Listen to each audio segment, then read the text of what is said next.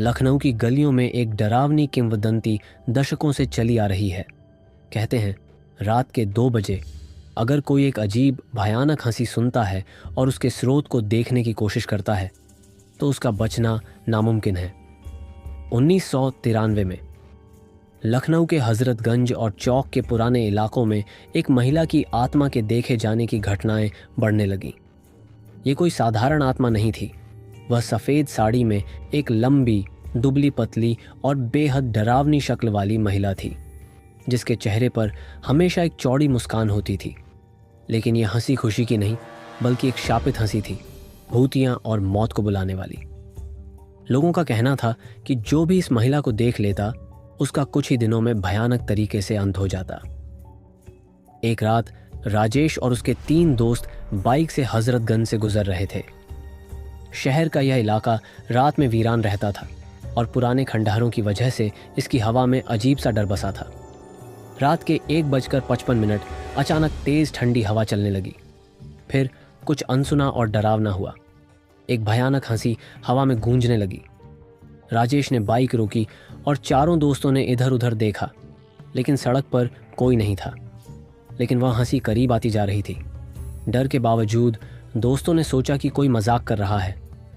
तभी पास के एक पुराने घर का दरवाज़ा खुद ब खुद धीरे धीरे खुला। अंदर अंधेरा था, लेकिन एक पतली लंबी छाया हिलती डुलती दिख रही थी। फिर आवाज़ आई, क्या मुझे पहचान पाए? उसके ठीक बाद चारों तरफ जोर जोर से वही भयानक हंसी गूंज उठी।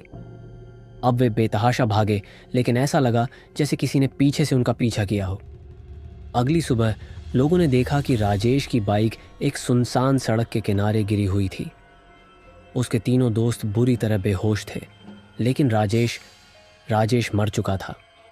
और सबसे भयानक चीज़, उसके चेहरे पर भी वही चौड़ी मुस्कान थी। गांव के बुजुर्गों का कहना था कि यह आत्मा एक महिला की थी, जिसे उसके पति ने शादी की रात मार डाला था। मरने से पहले उसने जोर जोर से हंसते हुए अपने पति को श्राप दिया था कि वह मरने के बाद भी इस हंसी को अमर बना देगी। अब हर अमावस्या की रात यह हंसी लखनऊ की सुनसान गलियों में गूंजती है। कुछ कहते हैं अगर कोई रात के 2 बजे इस हंसी को सुन ले तो वह कुछ दिनों में या तो गायब हो जाता है या उसकी मौत किसी रहस्यमयी तरीके से हो जाती है। आज भी लखनऊ के पुराने इलाकों में लोग आधी रात के बाद घर से बाहर निकलने से डरते हैं। लेकिन सबसे बड़ा सवाल यह है, अगर तुम कभी रात के 2 बजे अकेले हो और ये हंसी सुनो, तो क्या तुम पलट कर देखोगे